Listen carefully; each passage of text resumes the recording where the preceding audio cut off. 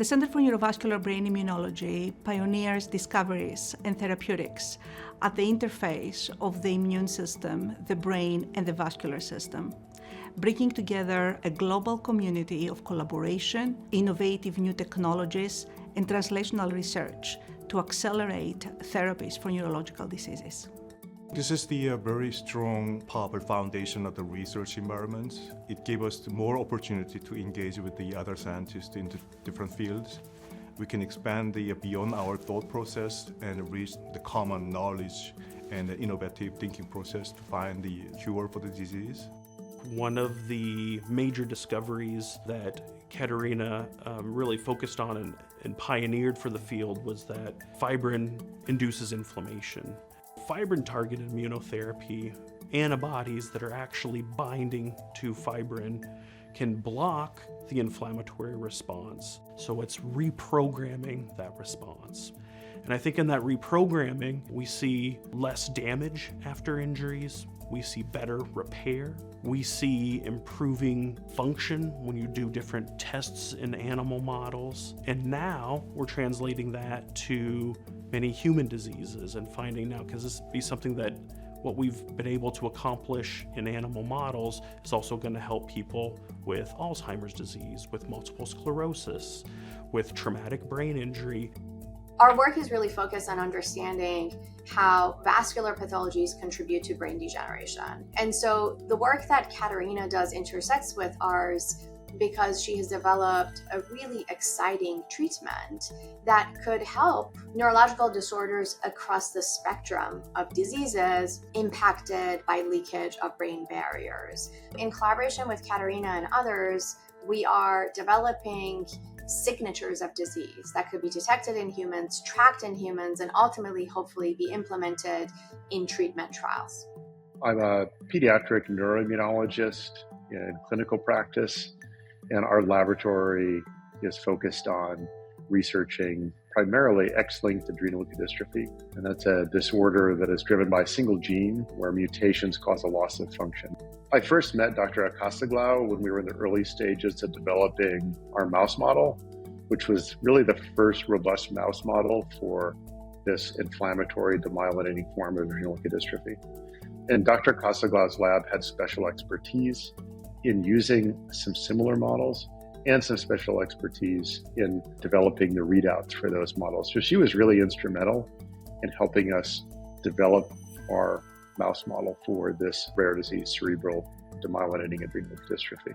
My group studies delirium, in particular post-operative delirium, which is, again, a pretty common complication after surgery that maybe several older adults suffer from. My lab is particularly interested in how inflammation regulates and impacts the neurovascular unit after surgery. For a number of studies and initial work that we pioneered with Dr. Akassoglou's lab at UCSF, we learned that the blood-brain barrier is disrupted after surgery, and this is interesting, especially following non-neurological surgeries. And we found that there is a significant deposition of fibrinogen in the brain of mice that undergo surgery. And this really opened up a new concept and new understanding in the pathogenesis of post-operative delirium. We study the immune cells in the brain called microglia and how their behavior that they normally have in the healthy brain changes in the context of diseases where the vasculature of the brain is ruptured or disrupted. And it allows factors as well as immune cells from the periphery, from our blood circulation, to come into the brain.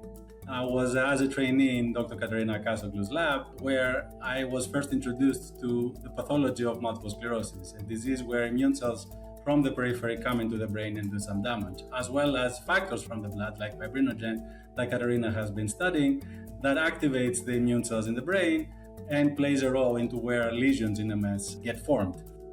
The aspect of the work between Katerina's lab and my lab that is most exciting for me is what we help her to understand about the brain and the neurovascular interface and how it declines with age or is influenced by disease processes or genetic abnormalities.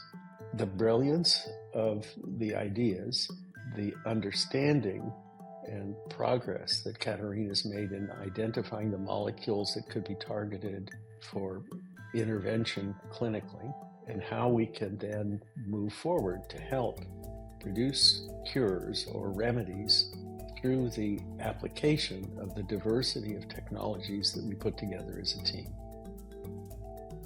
Understanding the neurovascular interface can be transformative for the treatments of disease because for the first time we may have the opportunity to intervene at pathways that may be very upstream in disease pathogenesis, giving us the opportunity to neutralize pathogenic mechanisms currently not addressed by any other treatments.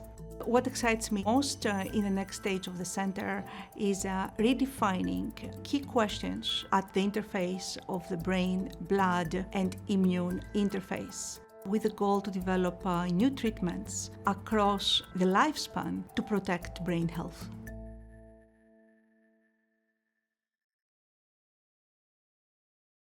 Thanks for watching, but now an important disclaimer. The content of this video is not intended to be a substitute for professional medical advice, diagnosis, or treatment. Viewers should not disregard or delay in obtaining medical advice for any medical condition they may have and should seek the assistance of their healthcare professionals for any such conditions.